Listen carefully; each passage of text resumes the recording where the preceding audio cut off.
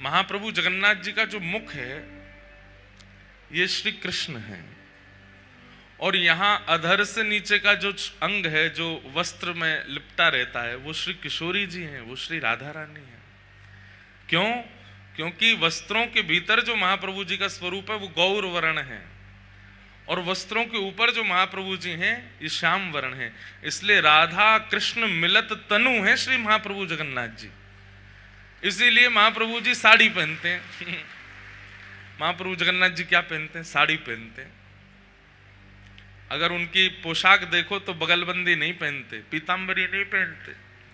महाप्रभु जगन्नाथ जी वो तो इतने सारे वेश यहाँ पर हैं, लेकिन कभी आप दर्शन करो तो ऐसा खूब लंबे थान का वस्त्र ऐसे डाल करके ठाकुर जी बैठते हैं जैसे कुछ साड़ी पहन के आए हों। महाप्रभु जी तो ऊपर विराजमान है, और किशोरी जी तो हमारी सब जगह अंतर्मुखी ही हैं, सब जगह प्रकट रूप में दिख नहीं रही हैं हमारी किशोरी जी। वृंदावन में भी श्री बिहारी जी के बगल में गादी रूप में किशोरी जी हैं, राधा वल्लभ जी के बगल में गादी रूप में किशोरी जी हैं, श्री राधा रमण जी के बगल में मंजरी नाम रूप में किशोरी जी हैं। किशोरी जी का प्रकट दर्शन प्राचीनतम किसी भी मंदिर देवालय में आपको विशेष रूप से प्राप्त नहीं है। सब जगह किशोरी जी अंतर्मुखी हैं, घूंघट करके बैठी हैं। यहां किशोरी जी कहां है? तो जगन्नाथ महाप्रभु के मुख के नीचे का जो भाग है बिल्कुल गौर वर्ण है, वही श्री किशोरी जी हैं, वही श्री राधा रानी।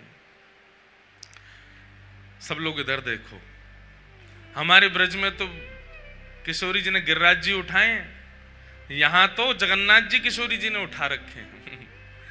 जगन्नाथ जी को मुखमंडल किशोरी जी ने धारण कर रखो सबको दर्शन देने के लिए। और एक बात और कहते हैं बंधुओं, महाप्रभु जगन्नाथ जी को गीत गोविंद इतना प्रिय क्यों है? इतना प्रिय गीत गोविंद है महाप्रभु जी को कि उस समय गीत गोविंद के बड़े नियम हैं, बहुत ध्यान से सुनिए सब लोग। जो भी कोई गीत गोविंद का एक सर्ग का भी पाठ करते हैं उनको बहुत ध्यान धरना चाहिए कि आप किस स्थान पर बैठ करके गीत गोविंद बोल रहे हैं।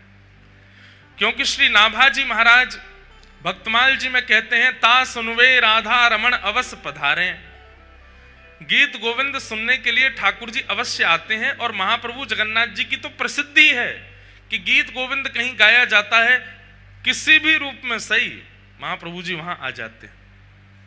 तो व्यक्ति को विचार करना चाहिए कि वह गीत गोविंद का पाठ स्थान, समय, परिस्थिति सब देख करके कहे कि अगर मैं यहां गीत गोविंद का पाठ करूंगा तो कहीं जगन्नाथ जी को आने में कष्ट तो नहीं होगा। अब आप गाड़ी चला रहे हैं और गाड़ी चल रही है आपकी 100 की स्पीड पे और आप गीत गोविंद गा रहे हो,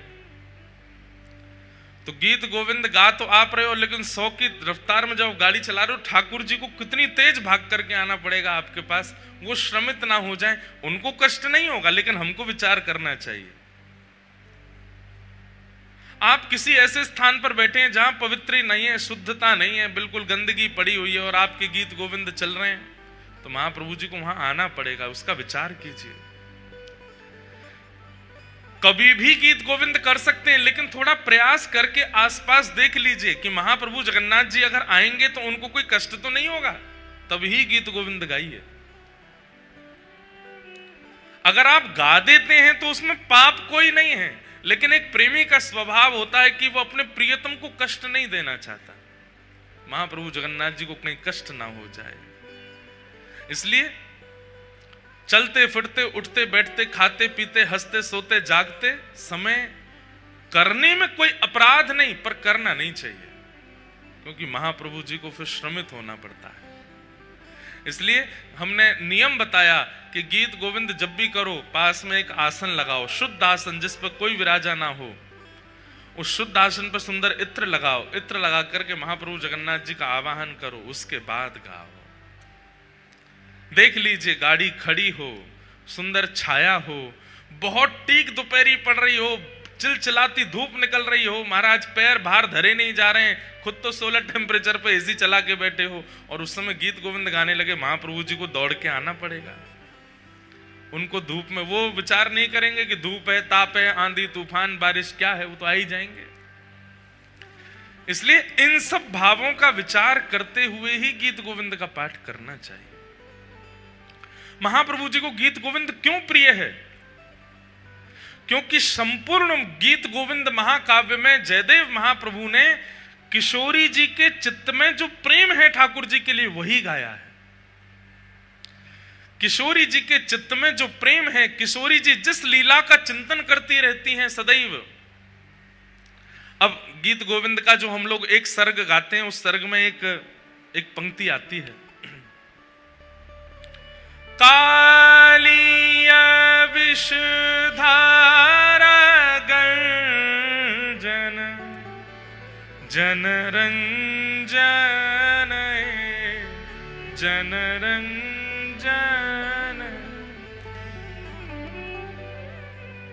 अब यहां पर क्या भाव है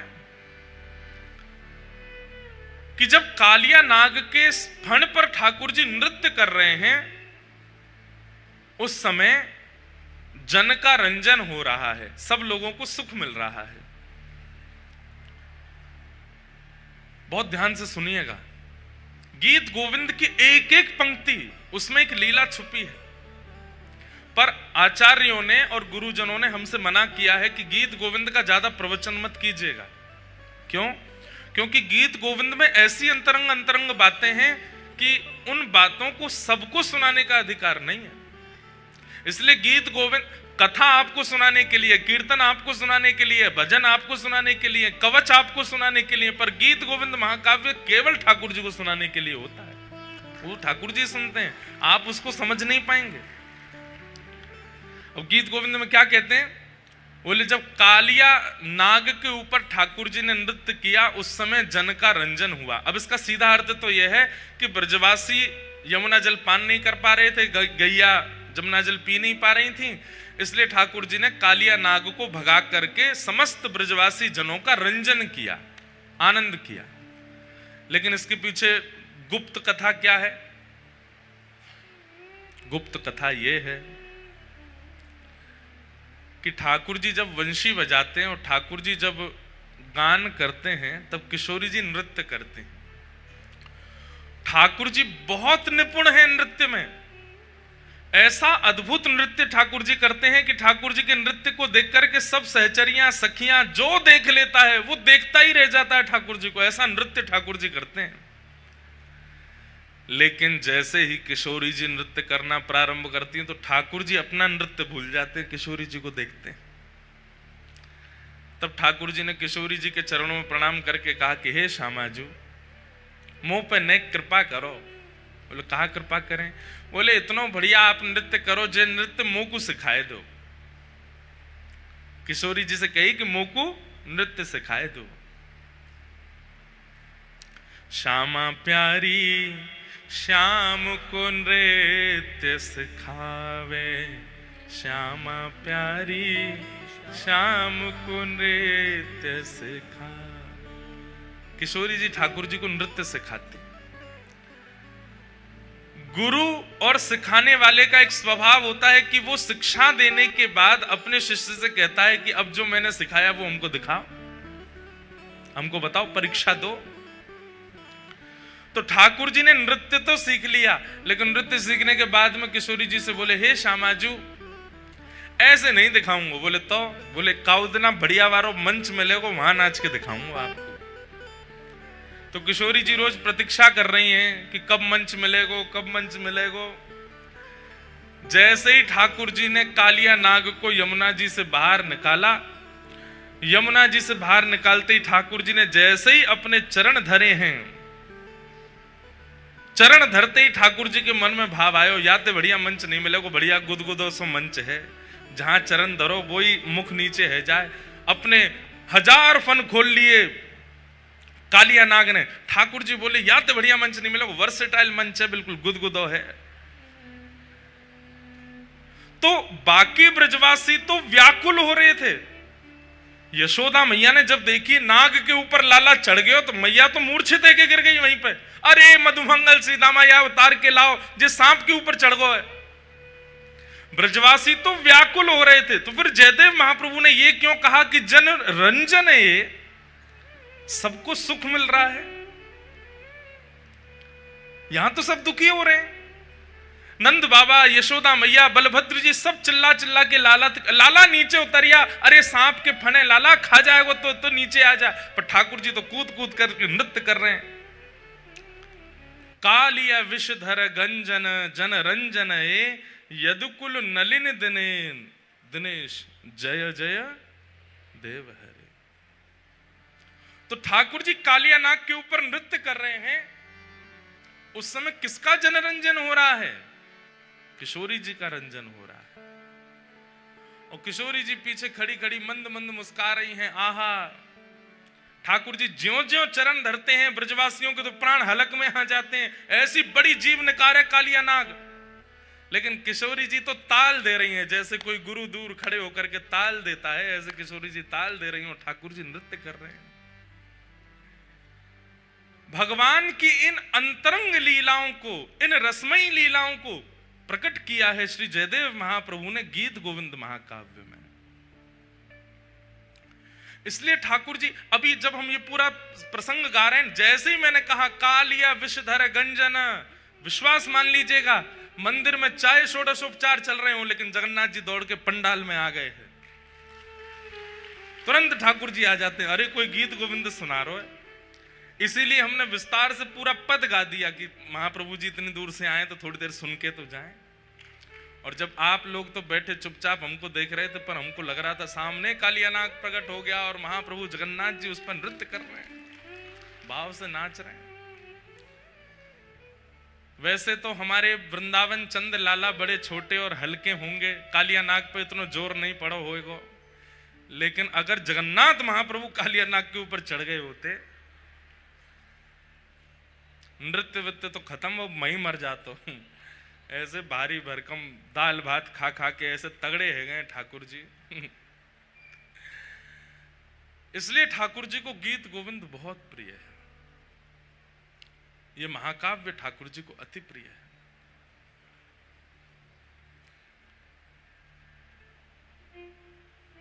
ऐसे महाप्रभु जगन्नाथ जी ये राधा कृष्ण मिलत तनु हैं। आपको पता है महाप्रभु जगन्नाथ जी ऐसी माला नहीं पहनते।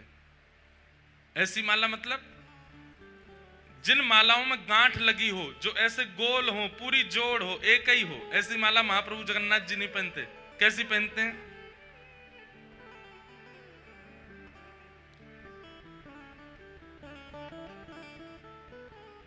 ऐसी माला पहनते हैं जो खुली हुई हो, जिनमें गांठ ना लगती हो। उसके पीछे दो तीन कारण हैं। पहला कारण, महाप्रभु जगन्नाथ जी कहते हैं भैया मैं कोई के बंधन में ना हूं, मुंह बांधो मत, मैं कोई के बंधन में ना हूं। इसलिए ठाकुर जी गांठ की माला नहीं पहनते, खुली माला पहनते हैं। और इसका सबसे उचित और सबसे विशेष कारण महाप्रभु जगन्नाथ जी कहते हैं, बोले भैया मेरे भक्त मोकू पुकारें, मेरे भक्त मोकू बुलावें, और कहीं गीत गोविंद को पाठ चल रहे होगो और कहीं मैंने गांठ की माला पहनी और मुंह दौड़वे में कहीं ये इरज गई, कहीं रुक गई, कहीं मुंह को रोक लियो तो मुंह को पहुंचे हुए में विलंब हो जाएगा। ऐसी माला पहनाओ कि तुरंत नेक झटका में ही उतर जाए और मैं दौड़ के जाऊं अपने भक्त की रक्षा को। इसलिए ठाकुर जी ऐसी पहनते हैं। चैतन्य महाप्रभु, आप लोग सब जाते हैं मंदिर दर्शन करने के लिए, तो गरुण स्तंभ जहां पर श्री गरुण जी विराजमान हैं, उनके पीछे देखेंगे बड़ी भीड़ लगती है, वहीं से लोग घूम घूम के जाते हैं दर्शन। उसकी महिमा स्कंद पुराण में है। मैंने एक दिन कहा था कि गरुण जी आचार्य हैं, आचार्य सन्निधि में आप दर्शन करोगे तो ही महाप्रभु जी आपको देखेंगे। बिना गरुण जी के अगर आप दर्शन करने के लिए गए तो आप जगन्नाथ जी को देखोगे, जगन्नाथ जी आपको नहीं दिखेंगे, आपको नहीं देखेंगे। क्योंकि जगन्नाथ जी तो आचार्यों को देखते हैं, और आचार्यों की सन्निधि में जो होता है उस पर दृष्टि अपने आप पड़ जाती है। भाई इत्र किसी ने लगा रखा है, आप उसके गले लग जाओ तो थोड़ी सुगंधी आप में भी आ जाएगी ना। आचार्य जन, गुरुजन, ये सब तो इत्र लगा करके आए हैं, इनकी सुगंधी तो सबको सुगंधित करती है। पर कई बार इत्र लगाए व्यक्ति के साथ चल रहा होता है ना व्यक्ति, तो हम लोगों को भ्रम हो जाता है, पता नहीं दोनों में से किसने इत्र लगाया, हो सकता है साथ वाले ने इत्र लगाया हो। तो भक्ति की महक तो आ रही आचार्यों से, पर आचार्य की उंगली पकड़ के जब हम चलते हैं तो ठाकुर जी को भ्रांति हो जाती है कि ये महक आचार्य में तैयार रही है कि संगवारी में तैयार रही है, और इस कारण से आचार्य चरण की वजह से हम पर दृष्टि पड़ जाती है महाप्रभु जी की। गरुण जी आचार्य हैं, उनके पीछे जाकर के जब आप महाप्रभु जी को देखो, भले ही महाप्रभु जी का एक कोना दिखे, एक नेत्र ही दिखे, आप भीतर जाके सर्वांगण जगन्नाथ जी का दर्शन कर लोगे, उसका इतना महत्व नहीं है जितना गरुण जी के पास खड़े होकर के एक छोड़ को देखने का महत्व है। एक अंग ही दिख जाए महाप्रभु जी, तो वहां गरुण स्तंभ श्री चैतन्य महाप्रभु अपने जीवन काल में 2 बार भीतर गए हैं बस। बहुत ध्यान से सुनिएगा, श्री चैतन्य महाप्रभु अपने संपूर्ण जीवन काल में 2 बार जगन्नाथ भगवान के समीप गए हैं। एक बार जब पहली बार आए थे, जब पहली बार मायापुर नदिया ग्राम से श्री जगन्नाथ श्री चैतन्य महाप्रभु यहां पधारे, तो जहां से नील चक्र दिखना प्रारंभ हुआ वहीं से ही चैतन्य महाप्रभु दोनों भुजा उठा करके दौड़ने लगे, और इतनी द्रुत गति से दौड़े कि महाराज खूब प्रयास किया लोगों ने रोकने का, लेकिन नहीं रुक पाए। सिंह द्वार से प्रवेश किया, सिड्डियां ऐसे लांग रहे थे जैसे मानो कितनी इनके बड़े बड़े चरण हो, 4-4 सिड्डियां एक साथ चढ़ रहे थे, और ऐसी द्रुत गति में परिक्रमा लगा करके दौड़ करके आए और भीतर प्रवेश किया। गरुण स्तंभ के पीछे से दौड़ते हुए एक दोहरी पार, दूसरी दोहरी पार, तीसरी दोहरी पार, चौथी दोहरी में भीतर प्रवेश करके महाप्रभु जगन्नाथ जी को अंक से लगा लिया। पुजारी लोग दौड़े, अरे अरे अरे चिल्ला रहे थे सब लोग। यहां पे जब आप लोग भीतर दर्शन करने गए एक आध दिन, भीतर मतलब गर्भगृह में तो नहीं जाना चाहिए, चाहे कोई ले भी जाए तो भी नहीं जाना चाहिए। पहले तो गर्भगृह के दर्शन होते थे, हमने किए हैं गर्भगृह में अंदर जाके, महाप्रभु जगन्नाथ जी को स्पर्श भी किया है, लेकिन हमारे पुरी शंकराचार्य भगवान की आज्ञा कि भाई गर्भगृह में जीवित शालिग्राम है, अगर कोई सामान्य अंदर प्रवेश करेगा तो श्री शालिग्राम भगवान पर चरण रखने का उसको अपराध लगेगा, इसलिए केवल सेवायतों को अधिकार है, वो जा सकते हैं, बाकी किसी को नहीं जाना चाहिए। लेकिन चैतन्य महाप्रभु सीधे दौड़ करके गए और महाप्रभु जगन्नाथ जी को अपने अंक से लगा करके वहीं मूर्छित होकर गिर पड़े। तो जब आप लोग भीतर जाते हैं तब देखा होगा यहाँ के जो सेवायत कर्मी होते हैं वो कैसे चिल्लाते हैं, ए, जोर से चिल्लाएंगे, हाथ में लिए जोर जोर से मारेंगे डंडाओं को, उनको लगेगा कि हम ही पिटने वाले हैं एकाध देर में। ऐसे चैतन्य महाप्रभु जब भीतर चले गए तो सब चिल्लाए, अरे अरे कौन आया कौन आया कौन आया।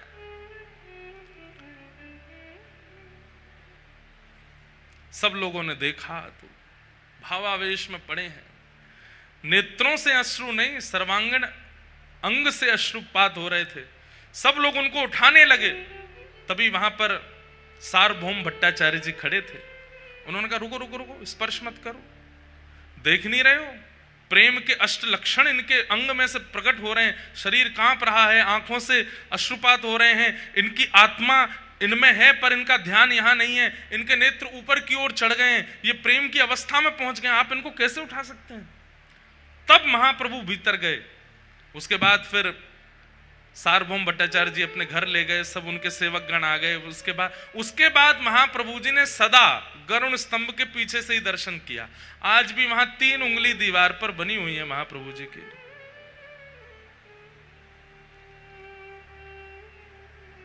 आज भी महाप्रभु जी की 3 उंगलियां अंकित हैं गरुण स्तंभ के पीछे के दीवार पर। और दूसरी बार गर्भगृह में प्रवेश किया अपने लीला संवरण के समय। श्री चैतन्य महाप्रभु जब अपनी लीला विश्राम कर रहे हैं, उस दिन चैतन्य महाप्रभु दौड़ करके गए और भीतर जाकर के सब पीछे पीछे दौड़ रहे हैं, कोई देख नहीं पाया, दौड़ करके गए गरुड़ स्तंभ के पीछे से होकर के दोहरी पार 1 2 3 4 5। और जैसे ही महाप्रभु जगन्नाथ जी के गर्भगृह में प्रवेश हुए, महाप्रभु जगन्नाथ जी का जाकर के गाढ़ आलिंगन किया। महाप्रभु जी ने तुरंत दोनों दरवाजे बंद कर दिए मुख्य, और जब खोल करके भीतर देखा तो श्री चैतन्य महाप्रभु जगन्नाथ जी में विलीन हो गए, महाप्रभु जी में विराज गए। इन 2 बारों के अलावा महाप्रभु जगन्नाथ जी का दर्शन स्वयं चैतन्य महाप्रभु जी ने भी भीतर जाके नहीं किया, दूर से ही करते थे। बाकी सब जगह तो हमारा भी मन होता है कि पुजारी लोग हमको भीतर ले जाए खींच के, लेकिन पता नहीं जगन्नाथ जी में ऐसी इच्छा होती है। खूब हमारे सब मित्र हैं, सब हमारे सेवायत ले जाते हैं कहीं ना कहीं से, लेकिन मन होता है कि पीछे से ही दर्शन करें, जहां से हमारे आचार्यों ने किए वहीं से ही दर्शन करें महाप्रभु जी का। तो श्री चैतन्य महाप्रभु गरुड़ स्तंभ के पीछे खड़े होकर के वो कैसे दर्शन करते थे, ध्यान से सुनो।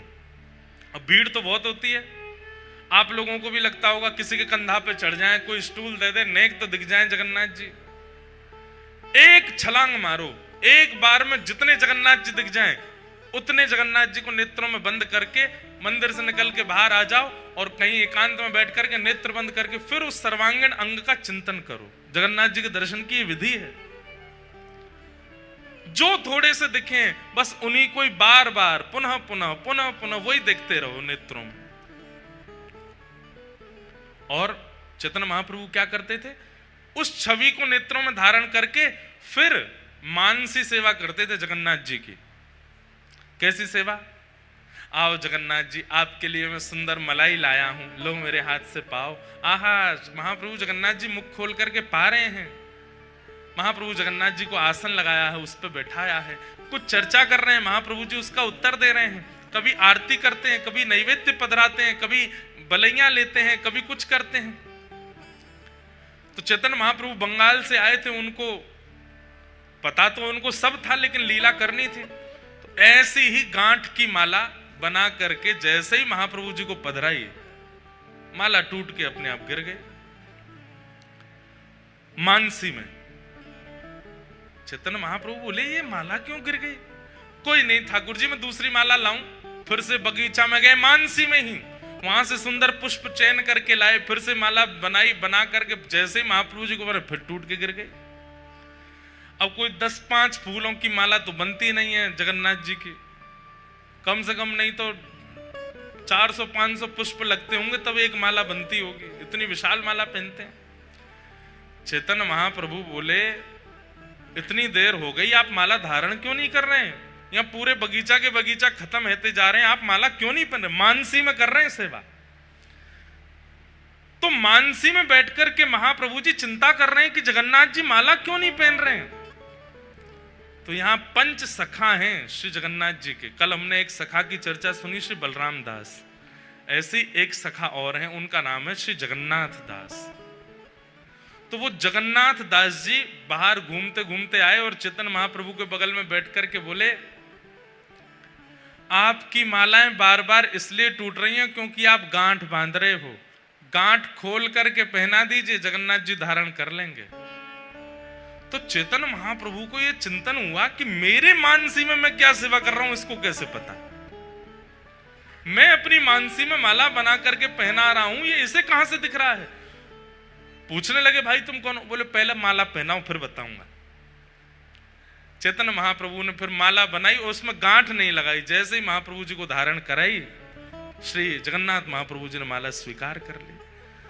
अब आरती नैवेद्य करने के बाद में जैसे ही आंख खोल कर, भैया तुमको कैसे पता कि हमारी मानसी में क्या चल रहा है? बोले, क्योंकि मैं भी यहां मानसी में दर्शन करता हूं जगन्नाथ जी के। तो मैं मानसी में जब अंदर बैठ करके महाप्रभु जी को देख रहा था तो बार बार आप आकर के माला पहना रहे थे, ये मुझे दिख रहा था। मेरी मानसी में ये दिख रहा था कि आप बार बार आके माला पहना रहे और वो माला टूट टूट करके गिर रही है। इसलिए महाप्रभु जगन्नाथ जी ने मुझे आज्ञा की कि ये बंगाल से आए हैं, अभी इनको यहाँ की रीति पता नहीं है, आप इनको बता दीजिए कि माला बांध के नहीं खोल के पहनाए। क्यों? मेरा भक्त कहीं से पुकारेगा तो मुझे दौड़ के जाने में कोई बंधन ना हो जाए। महाप्रभु चैतन्य महाप्रभु जी ने उन जगन्नाथ दास जी को हृदय से लगा लिया, अत्यंत नेत्र सजल हो गए। क्यों?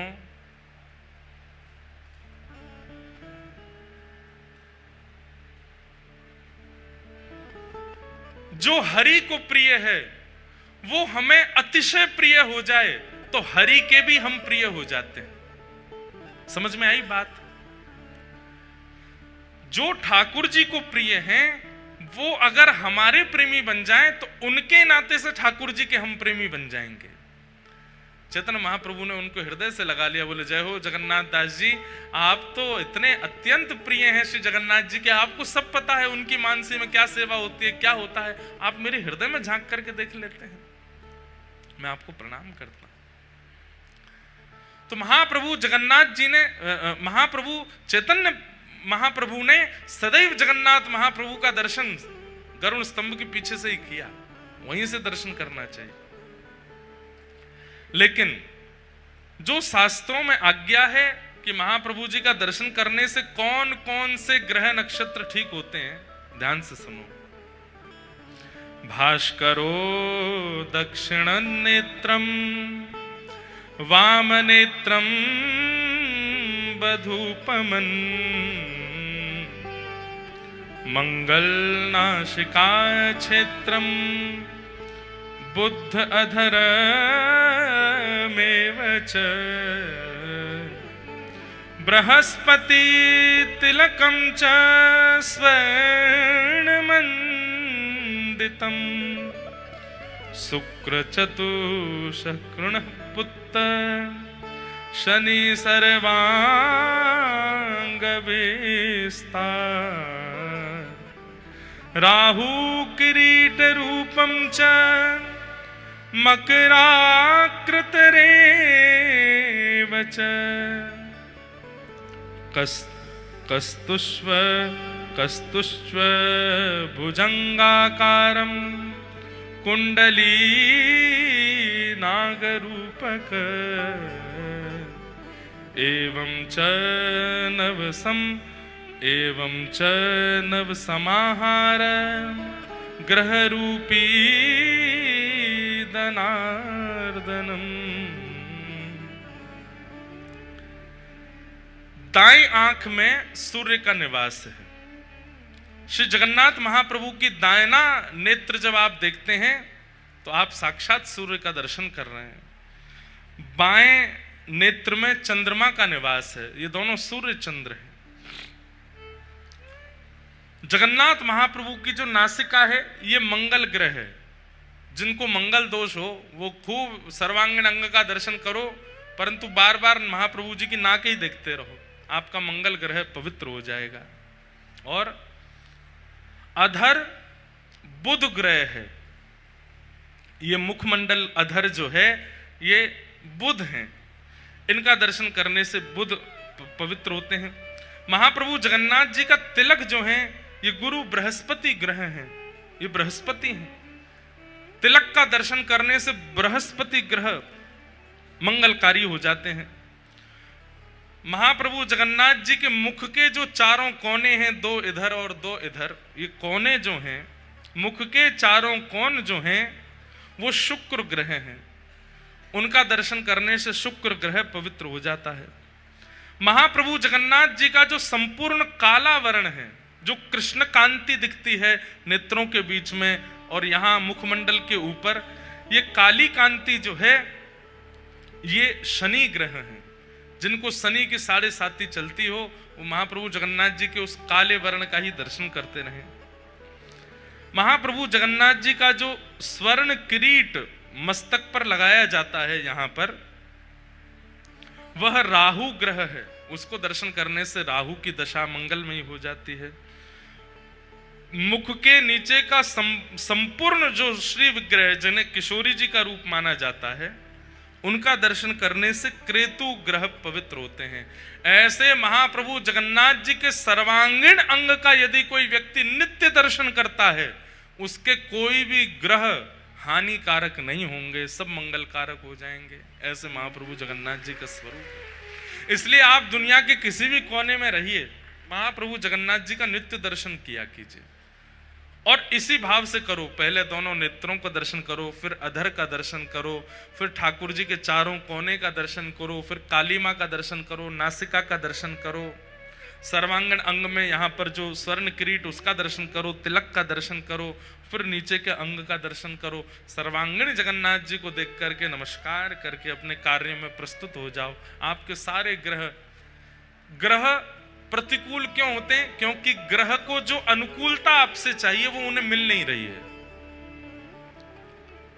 जैसे शनि की 7.5 बुरी नहीं होती, कई लोगों की शनि की 7.5 होती है, वो उन 7 सालों में ही चरम स्थिति को प्राप्त कर लेते हैं। यदि उनके काम अच्छे होंगे तो ग्रह का प्रसन्न होना बहुत आवश्यक है, और इन ग्रहों को प्रसन्नता मिलती है जब महाप्रभु जगन्नाथ जी का सर्वांगीण अंग का व्यक्ति दर्शन कर लेता है। ग्रह सब अनुकूल हो जाते हैं। ग्रह कहते हैं भैया इसको काय को परेशान करें, काय को दुखी करें, छोड़ो या को, ये जगन्नाथ जी को है को या कि सब मंगल मंगल करो। तो ऐसे महाप्रभु जगन्नाथ जी हैं, उन्हें हम बारंबार प्रणाम करते हैं। बोलो महाप्रभु जगन्नाथ की। नंदस्त्वात्मज उत्पन्ने जाताह्लादो महामना, आहूय विप्रान् वेद ज्ञान स्नातः सुचिरलंकृतः, वाचयित्वा स्वस्तेनं जात कर्मात्मजस्य वै, कारयामास विधिवत् पितृदेवार्चनं तथा। नंद बाबा के लाला भयो है। कल तो कितने आनंद आए भैया, जो लोग आज आए हैं कल नहीं आए थे, अब हम उनको क्या बताएं कि कल उन्होंने क्या गवा दिया। कल इतना सुख महाप्रभु जगन्नाथ जी ने कराया, अनुकूल वातावरण हो गया, मंदम मंदम जलधारा आकाश से गिर रही थी, यहाँ दधी काना मचा था। अब तो हमारी प्रसिद्धि हो गई, हर कथा में यजमान कहते हैं दधी काना करो। मैंने कि भैया सब जगह नहीं होता है, जहां पे हमको सुख मिलता है वहीं करते हैं, जहां पे हमारे लाल जी का मन होता है वहीं होता है। मन था। और वैसे एक बात बोलें, जितने भी हमारे उड़ीसा के वैष्णव जन यहाँ कथा में आ रहे हैं, कौन कौन है जो उड़ीसा से कथा में पधारे? हाथ ऊपर करो। देखो कितने सबरे उड़िया वासी हैं। आप सब लोगों के लिए हम एक और खबर सुना दें। आगामी वर्ष की स्नान पूर्णिमा पर हम पुनः कथा करने के लिए जगन्नाथपुरी आ रहे हैं, और स्नान पूर्णिमा से एक दिन पहले कथा विश्राम होगी। एक दिन पहले कथा विश्राम हो जाएगी, और फिर स्नान पूर्णिमा जब अपनी स्नान वेदी पर आकर के महाप्रभु जगन्नाथ जी बैठेंगे, सब लोग जाएंगे, बढ़िया प्रेम से महाप्रभु जी का दर्शन करेंगे, स्नान यात्रा होगी, और ऐसे हम लोग यहाँ सुख, वहां जगन्नाथ जी को स्नान करा के आएंगे, और फिर यहाँ वापस जहाँ पे भी कथा होगी, जिस भी स्थान पे कथा होगी, वहां पे पंडाल में आके फिर गिरधर लाल जी की स्नान पूर्णिमा करेंगे, उनको स्नान कराएंगे, और फिर महाप्रभु जगन्नाथ जी, फिर गिरधर लाल जी के स्नान के बाद फिर हम सबरे जाकर के महोदधी में स्नान करेंगे। तो ऐसा क्रम बन रहा है कि महाप्रभु जगन्नाथ जी की स्नान पूर्णिमा पर इस बार कथा का क्रम। स्नान पूर्णिमा पता क्या है?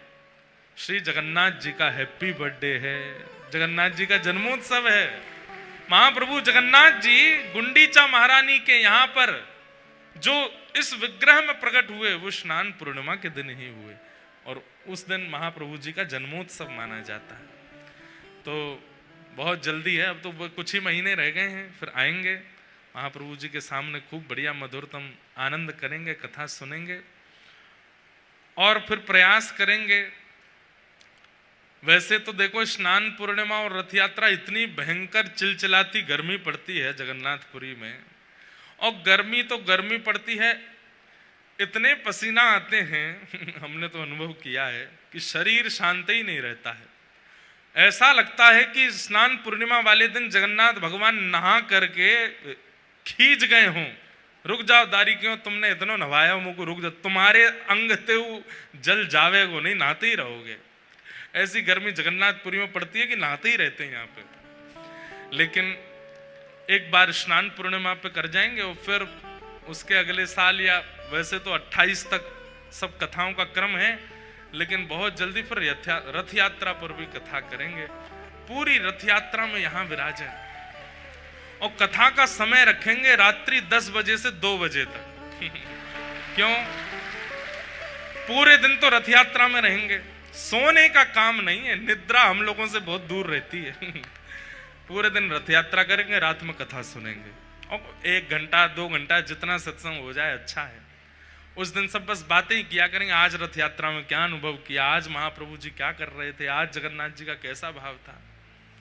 ऐसे हमारे जगन्नाथ महाप्रभु के चरणों में पुनः स्नान पूर्णिमा पर आएंगे। अभी से आप सब लोग अपनी तैयारी कर लीजिएगा, खूब प्रेम और भाव से महाप्रभु जी को फिर कथा सुनाने के लिए आएंगे।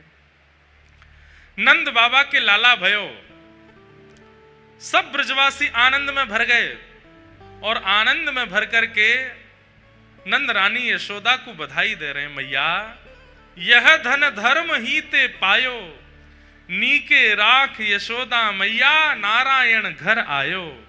अरे मैया तेरे घर साक्षात नारायण आए हैं, या तू नीके राख, नीके मतलब संभाल के रख मैया। ठाकुर जी जैसे ही 6 दिना के भय पूतना आई, भगवान ने पूतना के पयोधर का पान करके पूतना का मर्दन कर दिया। बंधुओं, अभी खरगोन में कथा चल रही थी, इतना सुंदर भाव आया। हमारे पूज्य नाना जी बताते कि पूतना मर्दन से सब लोगों के चित्त में एक भावना तो आ गई कि बताओ, जन्म लेती 6 दिना में राक्षसी आ गई, पर वास्तविकता में पूतना माध्यम बनाई थी ठाकुर जी ने। क्यों? अब सुनो, लाला प्रकट भये और इतने सुंदर हैं, इतने सुंदर हैं, ऐसा लगता है कि कोई कपड़ा में लपेट करके नील मणि लेकर के यशोदा मैया घूम रही है। नीली नीली कांति प्रकट होती है ठाकुर जी में से। कहां तक कहें, नंद बाबा को भी हाथ पांव जोड़ने पड़ते हैं। यशोदा मैया तब नेक मुख दिखावें, छुपा के रखती है, मैं लाला को नहीं दिखाऊंगी। सब ब्रजवासी बाहर चिल्ला रहे हैं, रो रहे हैं, मैया हमको दर्शन करा दे, लाला एक बार तो दिखाई दे कैसो है। तो मैया अटारी पे गई, और अटारी पे जैसे ही लाला को लेकर के आई, महाराज ब्रजवासी बावड़े है गए, बोले मैया जल्दी वस्त्र हटाए दे, लाला को ऐसे करके दिखाए दे। तब मैया ने नेक वस्त्र हटा के केवल ठाकुर जी के चरण दिखाए, मुख तब भी नहीं दिखाया। चरण देख करके जैसे ही छिपा करके मैया भीतर ले गई, ब्रजवासियों को तो ऐसा लगा अत्यंत प्यास में केवल 4 बूंद पानी पिलाए करके पानी हमसे छीन लियो। अब तो और व्याकुल हो गए। ब्रजवासी गा भी रहे, नाच भी रहे और रो भी रहे। क्यों? मैया दर्शन नहीं करा रही लाला को। क्यों? यशोदा मैया कह रही है, इतनो प्यारो, इतनो सुंदर, इतनो मधुर है मेरो लाला, मैं कोई को नहीं दिखाऊंगी, नजर लग जाएगी मेरे लाला को। लेकिन फिर भी हर जगह वीवीआईपी लोग होते ही हैं, वो कहीं ना कहीं से जैक लगा करके भीतर पहुंचे ही जाते हैं। नंद बाबा के उस काल में भी कुछ लोग चले गए भीतर, और कुछ लोग नहीं, बहुत लोग चले गए जो लाला का दर्शन कर आए। अब लाला का दर्शन करके बाहर आने वाले लोग, अब जिनको दर्शन नहीं हुआ वो उनको चिढ़ावे, अरे नेत्र तो लाला के ऐसे हैं, कान तो ऐसे हैं, नासिका तो ऐसी है, होठ तो ऐसे हैं, लाला की उंगलियां तो ऐसी हैं, पाम तो ऐसे हैं। तो जिनने दर्शन नहीं किए बेचारे और रो में, और सब रो रो करके यशोदा मैया कह रहे, मैया हमें दर्शन कराए थे। चलो, गोपी ग्वालों को तो कभी ना कभी ठाकुर जी दिखे ही जाएंगे। नंद बाबा ने एक व्यवस्था कर दी, भाई धीरे धीरे भीतर जाते जाओ, लाला के दर्शन करते जाओ। सबको दर्शन का सुख भी मिल गया, लेकिन उस समय व्याकुल हो गई कौन? नंद भवन की गैया। गौशाला में बैठी भाई गैया सब रुदन करने लगे, बोले ये मानव कितने निष्ठुर हैं, सबरे भीतर जाए जाए करके लाला को दर्शन कर रही हो, हम गैया हमारे सामने भूसा रखो, रोज सानी कर जामे, गैया बस भूसो खाती रहो, दूध देती रहो। अरे हम दर्शन करने लाला के, हम कैसे जामे? तो कहते हैं चौथे दिन में तो ब्रजवासियों को दर्शन लाभ मिल गया, तो 5वें दिन गैया रम्माने लगी। गैया रम्मा रम्मा करके गोपाल जी से कहने लगी, लाला हमें दर्शन दो, हमें दर्शन दो, हमें दर्शन दो। ठाकुर जी बोले, अरे मेरी प्यारी गैया इतनी व्याकुल है रही है, इनको मैं दर्शन कैसे दूं? तभी ठाकुर जी को पता चली पूतना आ रही है। भगवान बोले, आ जा, यही को माध्यम बनाऊंगा। और 6वें दिन जैसे ही पूतना आई, सुंदरी बनकर के आई, भगवान को पयोधर पान कराने लगी, तो ठाकुर जी ने प्राणी समम रोष समन्वितो पिबत, जैसे ही पूतना के प्राण पीने शुरू किए तो राक्षसों का एक स्वभाव होता है, वो कितना भी रूप बदलें, प्राण पीते ही वो अपने आकार और अपने स्वरूप में प्रकट हो जाते हैं। भगवान ने जैसे ही प्राण धीरे धीरे पीने शुरू किए, पूतना की सुंदरता चलती चली गई, उसका कद बढ़ता चला गया, इतना कद बढ़ गया कि नंद भवन में आ नहीं पा रही थी। तभी वो बाहर निकलने का मार्ग ढूंढने लगी, तभी पीछे के मार्ग से बाहर निकली, विशाल विकराल रूप धारण कर लिया पूतना ने। और जैसे ही विशाल पूतना बनी है, पयोधर पर ठाकुर जी लटके हैं, तो दूर दूर तक जितने लोगों ने ठाकुर जी का दर्शन नहीं किया था और गौशाला में बैठी गैयाओं ने दर्शन नहीं किया, सबने नेत्र उठा करके देखा और गोपाल जी के सबको दर्शन हो गए थे, सबको दर्शन हो गए। ठाकुर जी की प्रत्येक लीला में एक रहस्य छिपा है।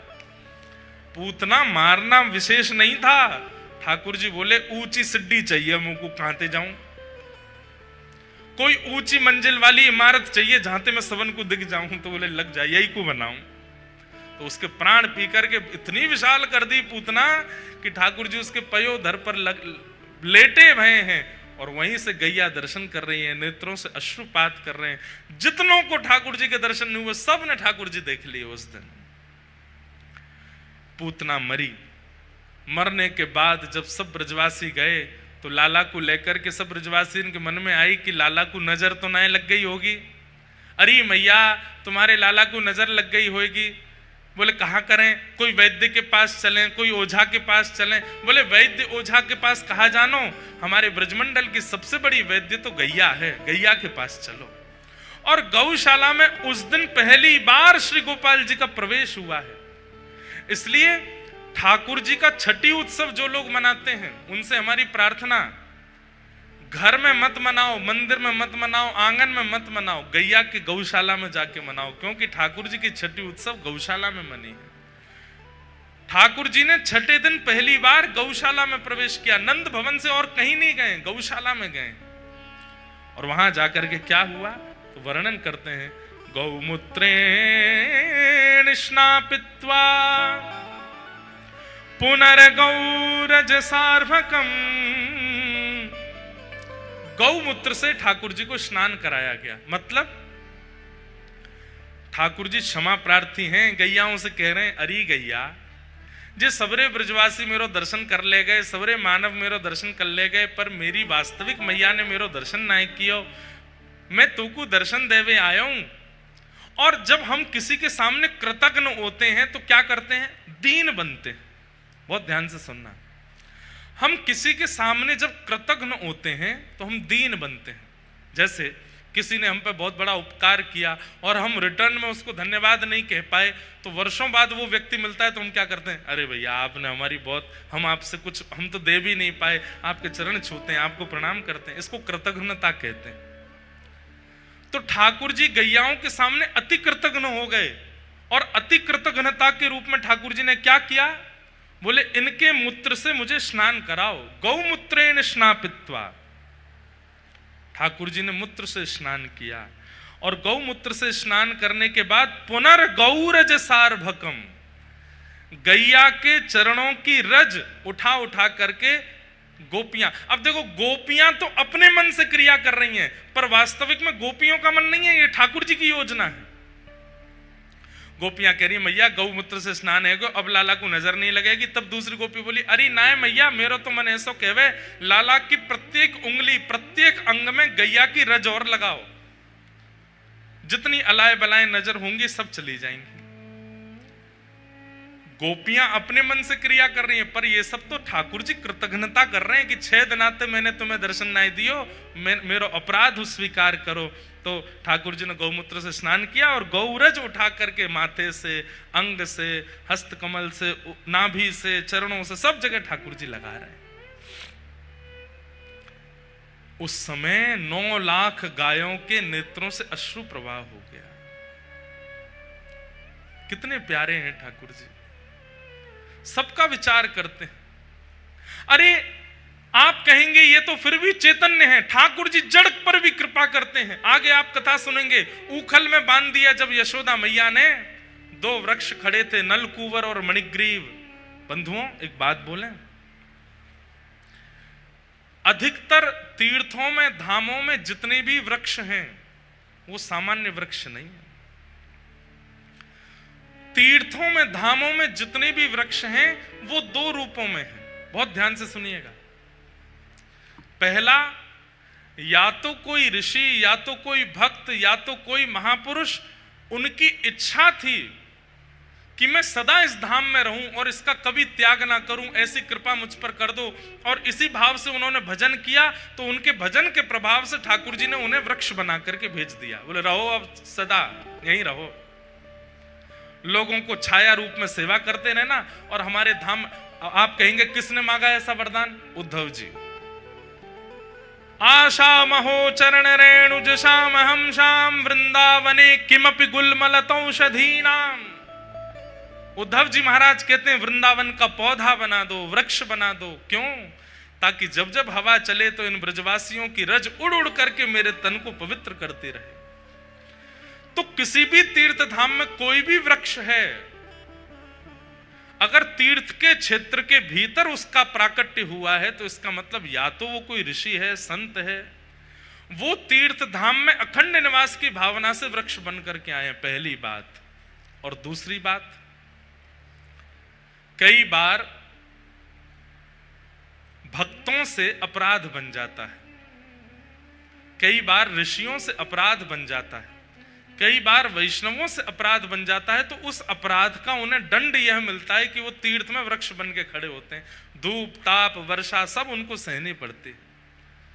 इसलिए तीर्थों में, धामों में जो भी वृक्ष दिखते हैं उन सबको प्रणाम करो, क्योंकि वो निश्चित ही कोई भगवत भक्त ही है। नल, कुंवर, मणिग्रीव ये कौन है? कुबेर के पुत्र। इनके द्वारा एक अपराध हुआ था और उस अपराध के कारण नारद जी ने इनको शाप दे दिया कि तुम जाकर के वृक्ष बन जाओ। और यही दोनों गोकुल में वृक्ष बन के खड़े थे। ठाकुर जी ने ऊखल बंधन लीला करके खिसक खिसक करके गए और दोनों वृक्षों का स्पर्श करके दोनों को मुक्त करके ठाकुर जी ने उनका उद्धार कर दिया। इसलिए हमारे वृंदावन में आप देखेंगे जो भजनानंदी महात्मा हैं, कभी उनको उनके पीछा करिएगा।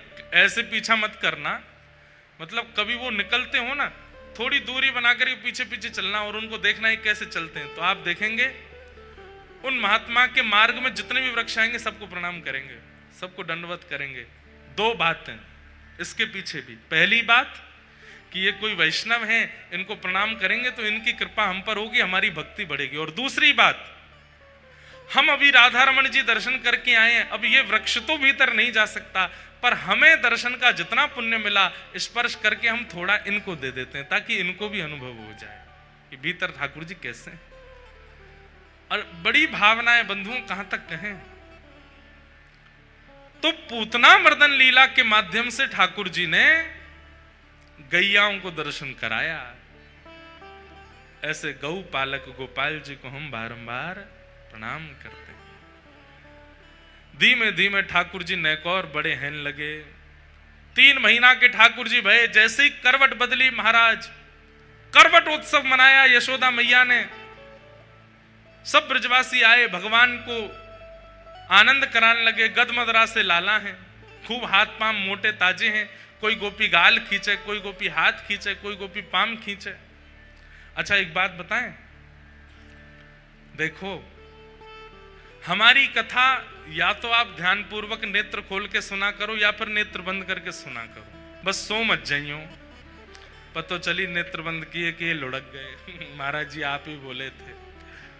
नेत्र खोल करके सुनेंगे तो हमें मत देखो, लीला का चिंतन करो। जो बता रहे हैं वो लीला कैसी है, और अगर देख करके वो लीला नहीं प्रकट होती तो नेत्र बंद करके जो शब्द सुनते हो उस लीला का चिंतन करो। अब देखो ठाकुर जी कैसे हैं, गदमदरास हैं, खूब मोटे ताजे हैं ठाकुर जी। 3 महीना के लाला हैं। जैसे कभी फेविकॉल होता है ना, बड़े ड्राम वाला फेविकॉल, वो बड़ी सी किसी पात्र से ऐसे उसको निकालो तो ऐसे जेली जेली सी टपकती रहती है ना उसमें से। ऐसे ठाकुर जी के गाल हैं, बैठा दो तो यूं लटक जाते नीचे। ठाकुर जी के हाथ उठाओ तो यहां से यूं लटकते हैं महाराज, गद मदरा से लाला है, इतने प्यारे लगते हैं कि क्या कहें। उसमें भी यशोदा मैया वस्त्र नहीं पहनाती लाला को। क्या पहना में?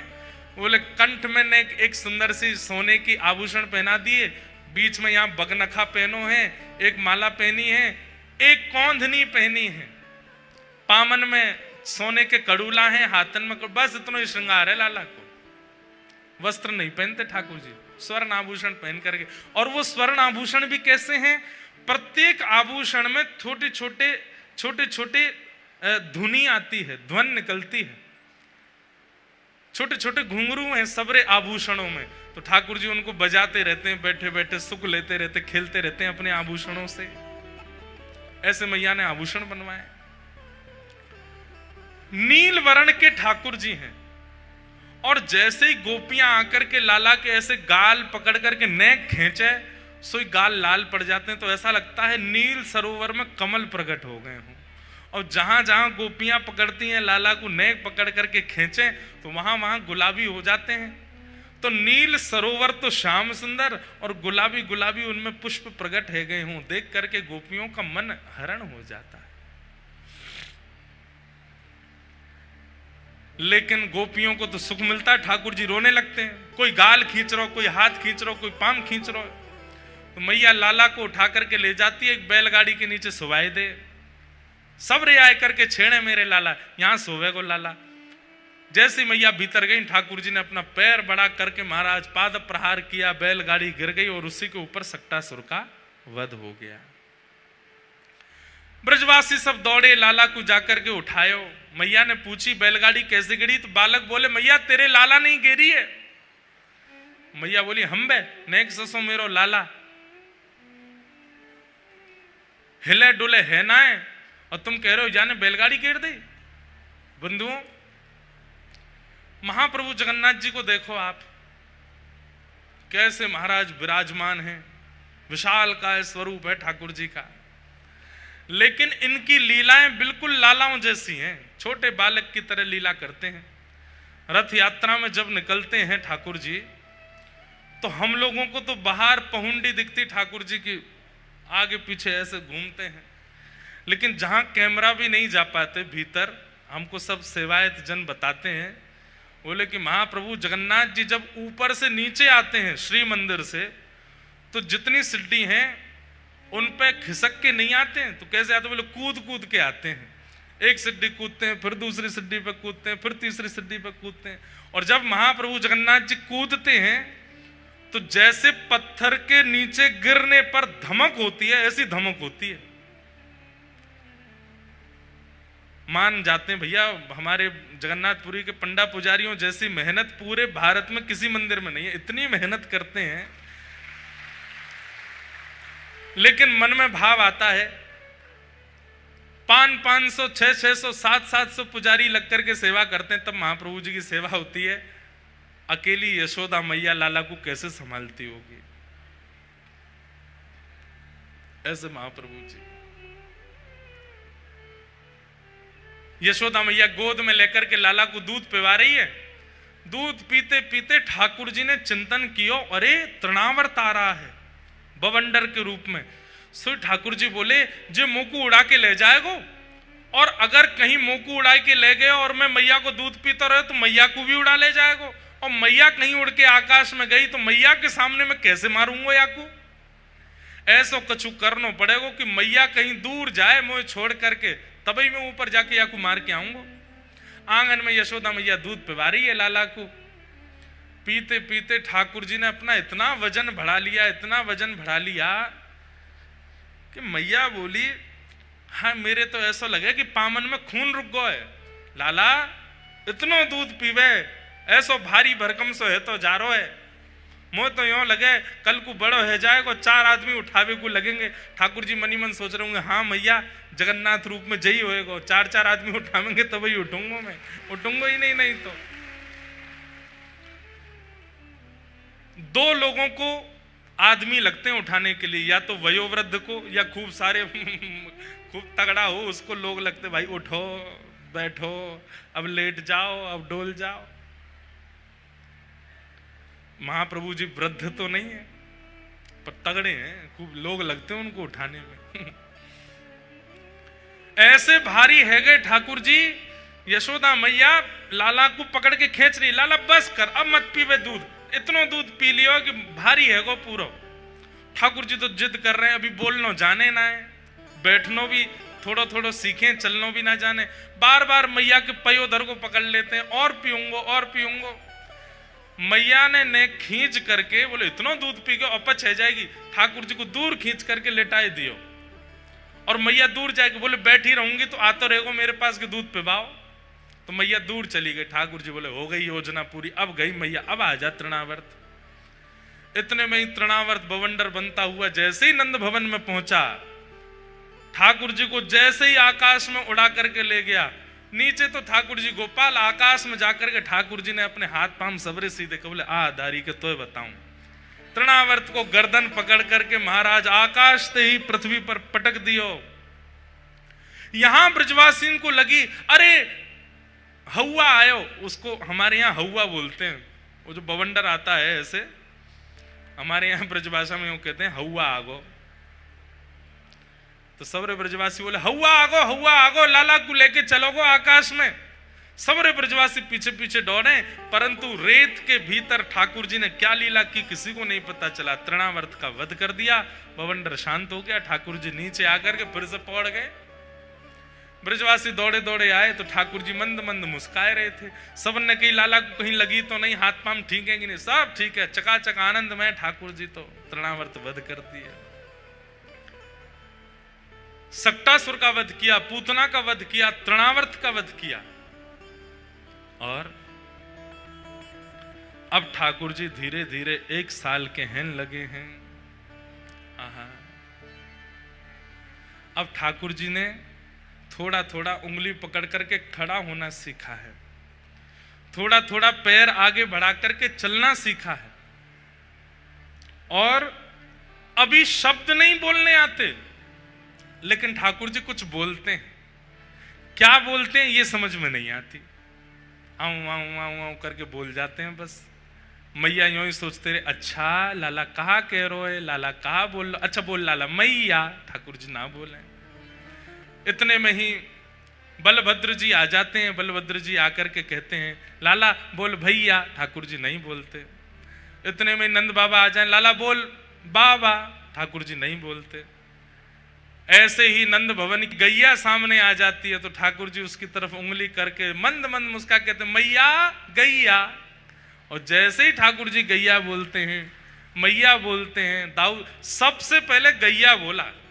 बंधुओं, आजकल के बालक पापा मम्मी ये सब शब्द पहले बोलते हैं। हमारी प्रार्थना बच्चों को गोद में लेकर के इतना नाम जप करो, वैसे तो माला पे जपो, लेकिन जब बालक का जन्म घर हो जाए तो माला छोड़ो दूर, बालक ही माला है, उसी को खिलाते खिलाते नाम जपते रहो। इतना नाम जपो, इतना नाम जपो कि उसके मुख से सबसे पहले भगवान नाम ही प्रकट हो। राधा। अच्छा, बालकों का स्वभाव देखा, कहीं कीर्तन हो रहा हो, बालक में थोड़े लक्षण आ जाए उठने बैठने के, अपने आप ताली बजाना सबसे पहले सीख जाता है बालक। आपने तो नहीं सिखाया, वो कहां से सीख गया? उसकी आत्मा जानती है कि इसी से मेरा कल्याण होगा। लेकिन बाद में हम ही लोग उसको माया के चपेट में ले आते हैं, फिर वो कीर्तनों में कथाओं में आना भी बंद कर देता, फिर तो उल्टे सीधे गानों में ही नाचता है। लेकिन बालक अपनी बाल अवस्था में कीर्तन में अति रुचि पाता, उसको बहुत अच्छा लगता है। क्यों? क्योंकि उसके भीतर की अंतरात्मा जानती है कि इसी से मेरा उद्धार होगा। ठाकुर जी ने गैया सबसे पहले कहा है, ऐसो हाँ ऐसो हो ऐसो चटक मटक सो ठाकुर, तीनों लोकन हूँ मैं ना, ऐसो चटक मटक सो ठाकुर, तीनों लोकन हूँ मैं। बीच वारी गली बिचारी पहले ते और चौड़ी है गई है, बैठ जाओ। वैसे एक बात कहें हम आपको, हमें कभी कभी मन होता है कि आप लोगों की हम बलैयां ले लें। क्यों? आप लोग इतना संघर्ष करके कथा सुनते हैं, पहले से आके बैठ जाएंगे, बाद में जाएंगे, जहां जगह मिलती है वहां बैठ जाते हैं। और हमारे तो चलो फिर भी हवा थोड़ी पास होती रहती है, सफोकेशन नहीं होती। आप लोग जहां बैठते हैं वहां इतने लोग होते हैं तो सफोकेशन भी होती होगी। प्यास लगे बेचारे, पानी, कई लोग प्यास लग रही होती है तो भी बैठे रहते हैं, बोले अब उठ के जाएंगे तो जगह नहीं मिलेगी, तो बेचारे बैठे रहते होंगे। कई लोगों को शंका निवृत्ति के लिए भी जाना पड़ता होगा, लेकिन वो भी बेचारे थाम करके बैठे रहते हैं कि अब क्या करें, उठ के जाएंगे तो फिर आगे वाले हंस रहे हैं, आप लोग तो जा सकते हो, बेचारे पीछे वालों का है संकट। तो हमको कभी कभी लगता है हम क्या करें, कैसी व्यवस्था बनावें कि सब लोग।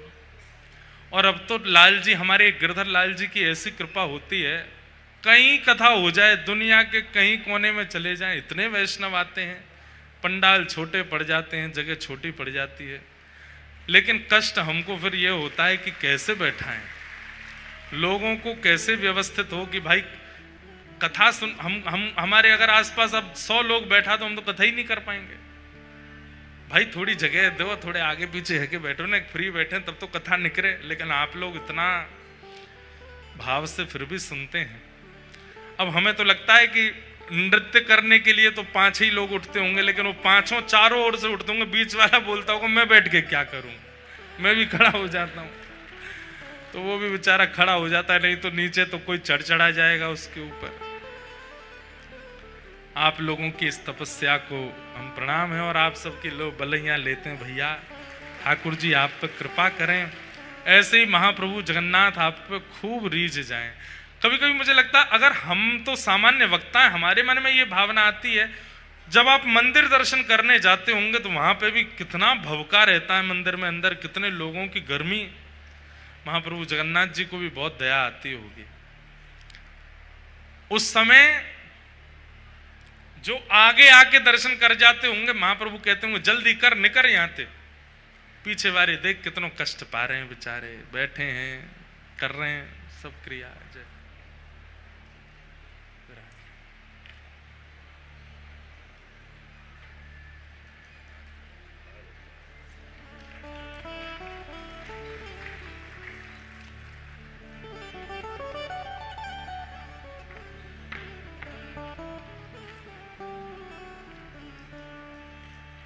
ठाकुर जी ने ऐसी लीला की, धीरे धीरे ठाकुर जी बड़े होने लगे, मधुर मधुर ठाकुर जी बाल लीलाएं करने लगे।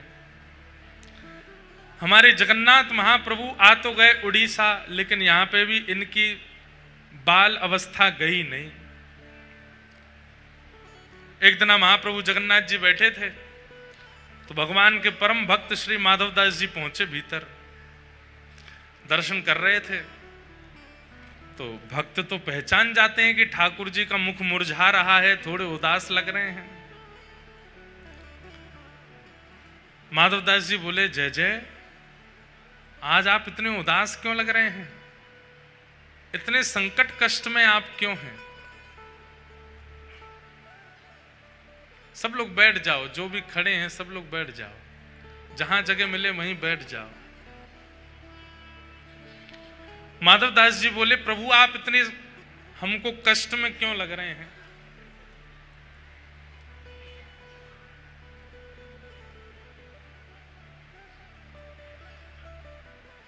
तो जगन्नाथ जी बोले हमारा मन नहीं लग रहा। बोले क्यों नहीं लग रहा? बोले हम पूरी उड़ीसा में विराजमान तो हो गए, खूब बढ़िया चकाचक यहाँ पे पाते हैं दाल भात महाप्रसाद, लेकिन बचपन में जो हम लीला करते थे वो सब यहाँ नहीं कर पा रहे। बोले क्या नहीं हो रहा? बोले चोरी नहीं कर पा रहे, हम चोरी करने का मन हो रहा। माधवदास जी बोले धीरे बोलो, जगन्नाथ बोलते हैं लोग आपको। क्या बोलते हैं? जगन्नाथ। पूरे विश्व की रक्षा करने वाले को जगन्नाथ कहते हैं। नाथ का मतलब रक्षक। और आप जो यहाँ पे ऐसी अभी चोरी वोरी करने की बात कर रहे हो। ठाकुर जी बोले भले ही हमारा नाम जगन्नाथ हो गया, ऊपर स्वभाव कैसे छूटे। स्वभाव तो वही है हमारा, बहुत मन हो रहा है चोरी करने का। माधवदास जी बोले तो फिर चले जाइए, क्यों, किसने रोका आपको, कर आओ चोरी। ठाकुर जी बोले वो भी तो बात है, अकेले आनंद नहीं आता है, एक आध दो लोग हों साथ में तो सुख मिलता है। माधवदास जी बोले बगल में सुभद्रा जी और ये बलभद्र जी हैं, इनको ले जाओ। बोले रहने दो, फिर तो हम ऐसे ठीक हैं। क्यों? बोले इनको लेकर के जाऊंगा तो फिर एक तो मुझसे खुद ही नहीं संभाला जाता अपने आप को, इनको क्या संभालूंगा फिर मैं। और बलराम जी हमारे वैसे ही क्रोधी हैं, चोरी में अगर पकड़े गए तो सीधा सर धर से अलग ही कर देंगे, उसका हत्या और हो जाएगी। और बल्कि बलराम जी तो ऐसे हैं, मैंने अगर इनसे कह दी कि चोरी करने जाना है तो पहले तो मुझे ही चार सुनाएंगे, और नेक शर्म ना आवे, इतना बड़ो है गोए, भगवान बन गो, सब तो को आके प्रणाम करें, फिर वो चोरी करना ना छोड़ रहो, चार तो मुझे सुनाएंगे। और फिर उसके बाद चोरी करने का मन बना भी दूंगा तो बलभद्र जी बड़ देव हैं, इनको बड़े देवता माना जाता है। ये जगन्नाथ जी यहाँ पे कहते हैं कि जगन्नाथ जी अगर कोई काम पूरा नहीं कर रहे हो तो बलभद्र जी से कह दो, और ऐसा कह के कह दो कि जगन्नाथ जी देख लो हमारी सुन नहीं रहे, हे दाऊ दादा देख लो ये हमारी बात मान नहीं रहे, आपका काम उसी समय हो जाएगा, बड़े देव हैं। बोले अगर मैंने इनसे कह दी कि मुझे चोरी करनी है तो बलराम जी पूरी जगन्नाथपुरी को बुला लेंगे और सबसे कहेंगे हमारो लाला चोरी करने आएगा, व्यवस्था करो। ऐसी चोरी की क्या, फिर हमको सुख तो मिलेगा नहीं। बेचारे वहां जहां हम चोरी करने जाएंगे सब बेचारे कहें लाला चोरी कर लो, आ जाओ हमारे घर आ जाओ, चोरी कर लो। दाऊ दादा के हल से इतना डरेंगे सब, हमको सुख नहीं मिलेगा। माधवदास जी बोले तो फिर अब चोर कहां से लाऊं आपके लिए, किसको लेके आऊं, किसके साथ जाओगे चोरी करने। तो जगन्नाथ जी मंद मंद मुस्का के बोले तुम बढ़िया हो, तुम चलो, तुम साथ दो तो हम कर लेंगे। माधवदास जी बोले वयोवृद्ध शरीर है मेरा, शमशान बस कुछ ही दिन दूर रह गया है मुझसे, हाथ पांव में लकड़ियां, ये हाथ कांपते हैं, पैर कांपते हैं, क्या वयोवृद्ध बूढ़े आदमी के संग क्या चोरी करोगे आप। ठाकुर जी बोले वो सब हम करवा लेंगे, तुम बस हाँ कर दो। माधवदास जी बोले नियम तो बता दो, हमने कभी चोरी करी नहीं, हमको पता नहीं है। तो जगन्नाथ जी बोले सबसे पहला नियम, बोले क्या, फुर्ती रखनी है लेकिन फुर्ती में आवाज नहीं करनी है। मतलब गति तो तेज हो पर जैसे हम चलते हैं तो हमारे पैरों की आवाज आती, हाथों की आवाज आती, कपड़ों की आवाज आती, आवाज नहीं आनी चाहिए, फुर्ती भी हो और आवाज ना हो, पहला नियम। और दूसरी बात, पलके नहीं झपकनी, नेत्र खोल कर रखने, कान खोल के रखने, ध्यान रखना कहीं से कोई आ नहीं जाए। बोले अच्छा, और कोई नियम? बोले ये दो तुम निभा लेना, बाकी मैं संभाल लूंगा, चलो। माधवदास जी बोले कहां जाएंगे चोरी करने, कौन गोपी, यहाँ कौन गोपी के यहाँ जाओगे? बोले गोपी वोपी के यहाँ नहीं जाएंगे। तो बोले ये जो राजा हैं जगन्नाथपुरी के, इनके बगीचा में खूब सुंदर सुंदर कटहल होते हैं, और देखो ये हमारे लिए भोग लगाने भेजते नहीं है, हमको कटहल खाने का मन कर रहा है, कटहल की चोरी करके आएंगे। माधवदास जी बोले इतना सब कुछ करने की क्या आवश्यकता है, हम राजा जी को पत्र भेज देते हैं, कटहल भिजवा देंगे, कल कटहल ही कटहल पाना, आप चोरी करने का। अरे माधवदास फिर तुम वही बात कर रहे हो, तुम कटहल मंगाओ, चलो कह दो राजा से कल एक कटहल भेजे। कटहल आया, बोले अब इसकी सब्जी बनाओ, सब्जी बनाओ, अब हमने पाली अब तुम पाओ, वो पाली। बोले अब स्वाद मिल गया? बोले हाँ, अब तुम चोरी वाले कटहल का स्वाद देखना, इससे दुगना होगा। अब ये जो सुख मिला है ये फीका लगेगा उसके आगे, इसलिए अब चोरी करने चलो। माधवदास जी बोले ठीक है। तो बोले मैं रात में मेरे को सिंह द्वार पे मिल जाना। वो सिंह द्वार पे नहीं, दक्षिण द्वार पे मिलना। सिंह द्वार पे तो सब खड़े रहते हैं, रात में सोते हैं, सोने नहीं देते, बैठ जाते हैं वहां पे, कई भक्त रात भर नाम कीर्तन करते हैं, सबको पता चल जाएगा मैं निकला हूं। दक्षिण द्वार पे मिलना। दक्षिण द्वार पे माधवदास जी बाहर प्रतीक्षा कर रहे हैं। रात्रि में ठाकुर जी आए, चुपचाप छोटे से लाला बन गए, बड़े बड़े नेत्र हैं, कारे ठाकुर जी, और सुंदर एक पोशाक अपनी ऐसी धारण करके आए, आंख ही आंख दिख रही है बस। माधवदास जी ने अपने कंधा पे बैठा लिया और यहां दोनों हाथ रख करके श्री जगन्नाथ जी जा रहे हैं चोरी करने। राजा के बगीचा में पहुंचे, कहां हैं? बोले देखो सामने कटहल का पेड़ है, वहां चलो। पहुंच गए बगीचा में, अंदर जाकर के जगन्नाथ जी उतर गए नीचे। ठाकुर जी बोले अब ऊपर चढ़ना पड़ेगा, ऊपर से कटहल तोड़नी पड़ेगी। तो माधव दास जी बोले कौन से पेड़ पर चढ़ना? अरे धीरे बोलो, कोई सुन लेगा, हम तुमसे पहले ही बोले धीरे बोलना, क्या चिल्ला रहे हो? जैसे ही माधव दास जी बोले इतने में कौन से पेड़ पर चढ़ना है, तो बगीचे का मालिक उठ गया, बोले मैं बताता हूं कौन से पर चढ़ना, रुको। डंडा लेकर के आया, कहां हो तुम? अब जगन्नाथ जी मुख बंद करो, माधव दास जी को छुपा में बोले कि इतना तेज क्यों बोलते हो? पहले ही कहा था आवाज नहीं करनी, देखो आ रहा है, ढूंढ रहा है हमको। छुप के खड़े हो गए, बगीचा में घूम के चला गया, वो उसको नहीं मिले। माधव दास जी बोले अब क्या करना है? बोले देखो पेड़ के ऊपर हम दोनों में से कोई एक चढ़ेगा और नीचे दूसरा ऐसे करके लपकेगा, गिरेगा तो धम आवाज होगी, फिर से आ जाएगा माली। तो माधव दास जी बोले आप तो लाला हो, इतना भारी आपका शरीर है, आप खुद ही धम्म से नहीं गिर जाओ, मैं चढ़ता हूं ऊपर। ठाकुर जी बोले तुम चढ़ो, हम पीताम्बरी करके खड़े, हम ले लेंगे गोद में। ऊपर चढ़ गए माधव दास जी। अब कटहल लेकर के अब माधव दास जी ऊपर से चिल्ला के पूछ रहे कौन सा दूं, जे वाला कि वो वाला? ठाकुर जी बोले मरे खड़ो रहे ऊपर ही। इतने में ही बगीचा वाला बोले मैं बताता हूं कौन सा। ठाकुर जी तो वहां से भाज गए। अब ऊपर से माधव दास जी कटहल गिर रहे नीचे, धम। अरे ये धम आवाज आ रही है, आप लपक नहीं रहे क्या? नीचे माली बोला मैं लपकूंगा, आजा नीचे। माधव दास जी नीचे उतर करके आए बेचारे, ठाकुर जी तो भाज गए वहां से। माधव दास जी जैसे ही निकल करके नीचे आए, माली ने पकड़ करके 2-4 तो डंडा दिए, उनमें हाथ पांव बांध दिए, बोले रुक जाओ तुमको बताते हैं, सुबह होगी। माधव दास जी इधर उधर देख रहे, किसको ढूंढ रहे हो? बोले एक और आए थे साथ में, उनको ढूंढ रहा हूं, हमें तो कोई नहीं दिखा। बोले अब वो तो अंतर ध्यान हो गए होंगे, वो कहां दिखेंगे। ठाकुर जी भाज गए, सीधे मंदिर में जाके खड़े है गए, बढ़िया है। दूसरे दिन सुबह हुई, राजा को खबर मिली कि भाई हमारे बगीचा में कोई चोर घुसे थे रात को। सुबह सुबह राजा बगीचा घूमने आता था, तो जैसे ही बगीचा में आया तो देखा माधव दास जी पेड़ से लटके पड़े हैं। राजा उनको गुरु मानता था, तुरंत आकर के अरे गुरुदेव गुरुदेव गुरुदेव ये कैसी लीला, जल्दी खोलो इनके। मालिक है इनको नहीं खोलना, ये रात में कटहल चुरा रहे थे यहां से। अरे हमारे गुरुजी हैं, खोलो इनको। तुरंत खोला, माधव दास जी के नेत्र सजल हैं। राजा बोले भगवान गुरुदेव ये कैसा कौतुक, आप मुझे बोल देते, मैं आपने परसों भी तो मंगवाया तो मैंने कटहल भिजवाया, आप और इच्छा थी तो मैं और भिजवा देता। माधव दास जी बोले हमारा शरीर देख करके तुमको लगता है कि हम कटहल खाते होंगे?